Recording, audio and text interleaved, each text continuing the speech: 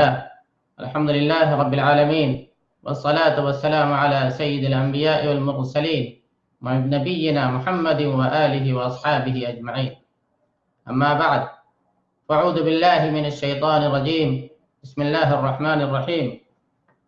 وإذ قال الله يا عيسى ابن مريم أأنت قلت للناس اتخذوني وأمي إلهين من دون الله قال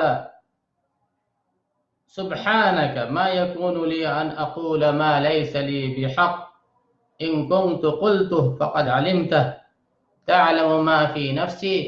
ولا أعلم ما في نفسك إنك أنت علام الغيوب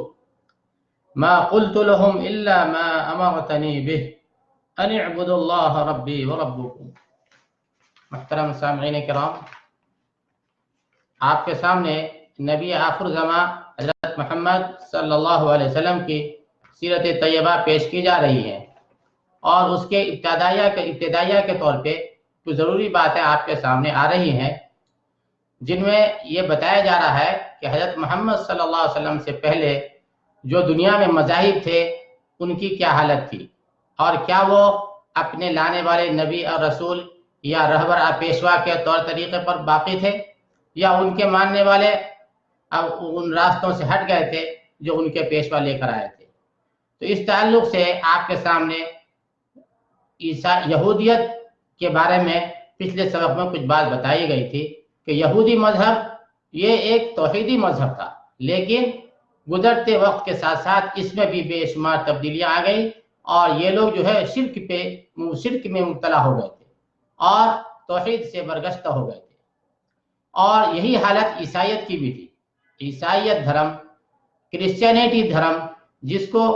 حضرت عیسیٰ علیہ السلام لے کر آئے تھے، یہ دھرم توحیدی دھرم تھا. اس دھرم کی تعلیم میں صرف ایک اللہ ہی کی عبادت کی آدیش تھی، اور بتایا گیا تھا کہ صرف اللہ کی عبادت کرو، اللہ کے علاوہ کوئی دے لے نہیں سکتا، اللہ کے علاوہ کوئی بنا بگاڑ نہیں سکتا، اللہ کے علاوہ کسی کے اندر کوئی شکتی نہیں ہے، اس لیے اے لوگوں صرف اللہ کی عبادت کرو. لیکن وقت گزرتے کے ساتھ ساتھ نوبت یہاں تک آ گئی کہ یہ مذہب پورے طور پہ شرک میں مبتلا ہو گیا، اور پورا اس کا جو ہے مذہبی دار و مدار شرک میں مبتلا ہو گیا، اور یہ لوگ اللہ کو چھوڑ کر کے حضرت عیسیٰ علیہ نبینا علیہ السلام کو جو ہے اللہ کا بیٹا بنا کر کے اللہ کا ایک پارٹ بنا دیا کہ عیسیٰ علیہ السلام بھی اللہ کے ایک جز ہیں. اور اسی طریقے سے مریم علیہ السلام یا روح القدس، یعنی تین کو انہوں نے ایک بنا دیا کہ تین مل کر کے ایک ہوئے، اور اللہ اکیلے عبادت کی چیز نہیں بلکہ ان تینوں کو مل کر کے جو ہے آدمی عبادت کرے اللہ کی. تو بتا رہا یہ ہے کہ عیسائیت بھی جو ہے اپنے صحیح راستوں سے ہٹ گئی اور شرک میں مبتلا ہو گئی. اس تعلق سے آپ کے سامنے جو میں نے قرآن کی آیت پاک پیش کی ہے، جس کا مفہوم یہی ہے کہ قیامت کے دن جب عیسیٰ علیہ السلام سے اللہ پوچھیں گے کہ اے عیسیٰ ابن مریم، کیا میں نے تم سے کہا تھا کہ اپنی ماں کو اور خود کو جو ہے الہ بنا لو، بھگوان بنا لو، عبادت کے قابل بنا لو؟ تو عیسیٰ علیہ السلام انکار کر دیں گے، بولیں گے ہرگز نہیں یا اللہ، آپ تو جانتے ہیں اور میں تو کچھ نہیں جانتا ہوں. ما ان اعبدوا اللہ ما قلت لهم الا ما امرتنی به، کہ اے اللہ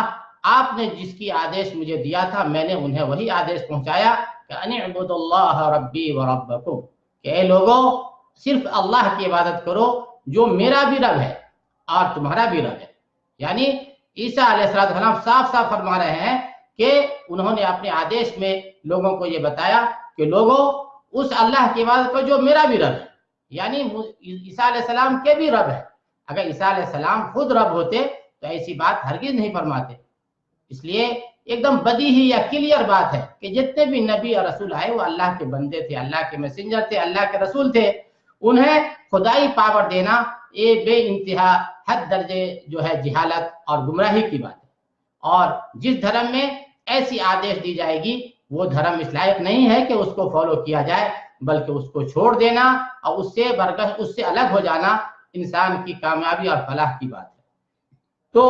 یہ تو جو کچھ میں نے آپ کے سامنے پیش کیا وہ قرآن سے تھا کہ انہوں نے تین کو ایک بنا لیا۔ اب جو ہے ہم کچھ بعض تاریخی شواہد اور کچھ تاریخی طور پہ آپ کے سامنے بتائیں گے کہ یہ لوگ یعنی عیسائی دھرم کے لوگ بھی کس طریقے سے اللہ سے دور ہو گئے اور کس طریقے سے یہ بتوں تک کی پوجا کرنے لگے تھے۔ اس تعلق سے ان کا عیسائیوں کا ایک مورخ ہے، وہ اپنی کتاب the history of Christianity in the light of modern knowledge میں لکھتا ہے کہ بت پرستی تو ختم ہوئی مگر تباہ نہیں ہوئی، بلکہ جذب کر لی گئی۔ تقریباً سبھی کچھ بت پرستی میں تھا، تقریباً سبھی کچھ جو بت پرستی میں تھا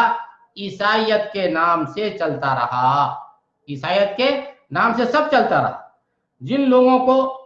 اپنے دیوتاؤں اور مشاہیر سے ہاتھ دھونے پڑے تھے، انہوں نے غیر شعوری طور پر بہت آسانی سے کسی شہید کو پرانے دیوتاؤں کے اوصاف سے متصف کر کے کسی مقامی مجسمہ کو اس کا نام دے دیا،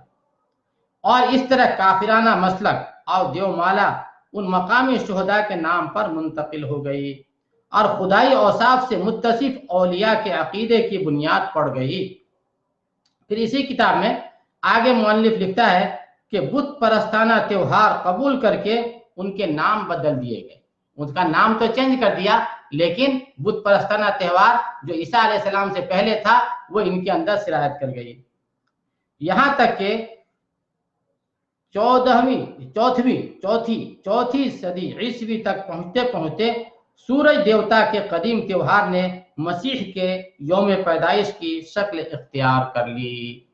تو یہ جو ہے شہادت ہے ان کے اپنے ہی مورخ کی، جو کہ ان کا اپنا ماننے والا ہے، وہ صراحت کہہ رہا ہے کہ یہ لوگ بھی دیوتاؤں اور مورتیوں کی پوجا میں لگ گئے تھے، یعنی یہ پوری صراحت ہے۔ اسی طریقے سے عیسائی قوم میں جو برائی تھی اور جو خرابی تھی، ایک یہ بھی تھی کہ یہ لوگ قتل و غارت گری ان کے درمیان عام تھی، یہ جہاں کہیں بھی تھے آپس میں بھی بے انتہا ان کے یہاں مار دھاڑ تھی۔ چنانچہ اسی حقیقت کو بیان کیا ہے جان ڈیونپورٹ نے اپنی کتاب اپولوجی فار محمد اینڈ قرآن میں، اس میں لکھا ہے